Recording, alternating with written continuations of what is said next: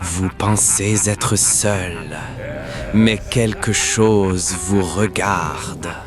Il est là, dans l'ombre, un sourire figé, des yeux qui semblent connaître votre nom.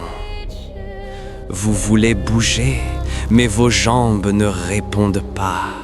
Et quelque chose dans la pièce ou dehors vous appelle. Juste un murmure.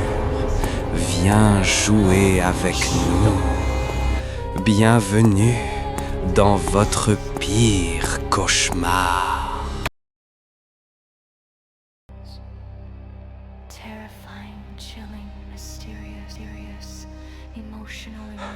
L'automne 2016.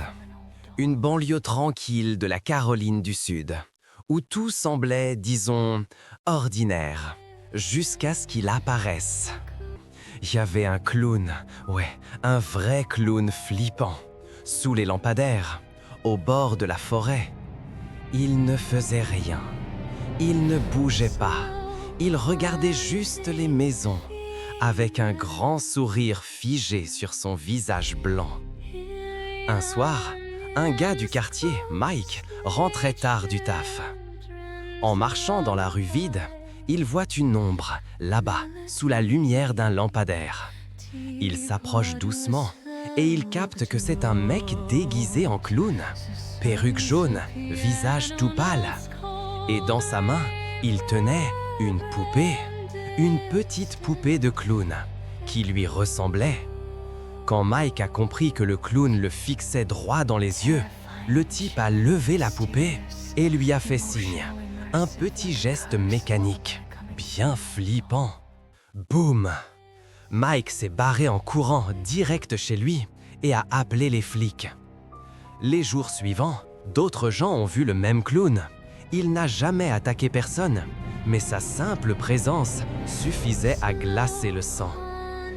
Et puis, du jour au lendemain, plus rien.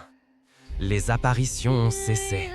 Personne n'a jamais su qui c'était, ni ce qu'il faisait là.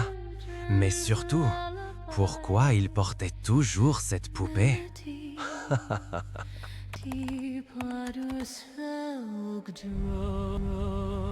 Au XIXe siècle, une famille riche vivait dans une grande maison isolée à la campagne.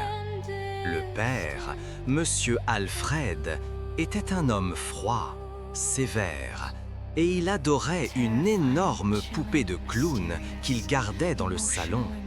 Une poupée vraiment glauque, avec des yeux en verre et un sourire bien trop large.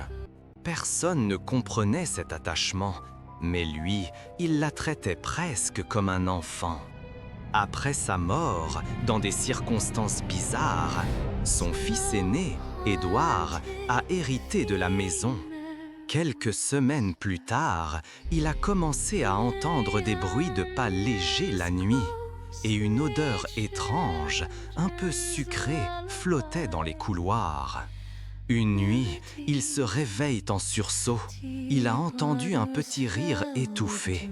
Il regarde vers la porte, elle est grande ouverte.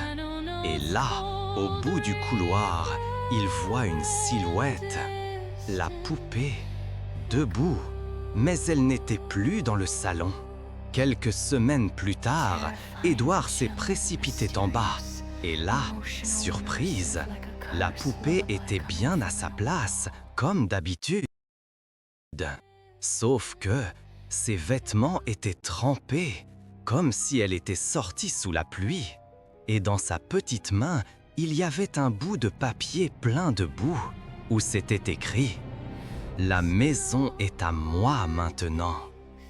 On raconte que l'esprit tordu de Monsieur Alfred aurait possédé la poupée pour garder le compte.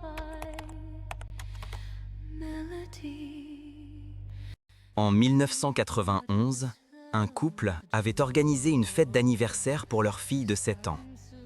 Ils avaient engagé un clown, Zizo.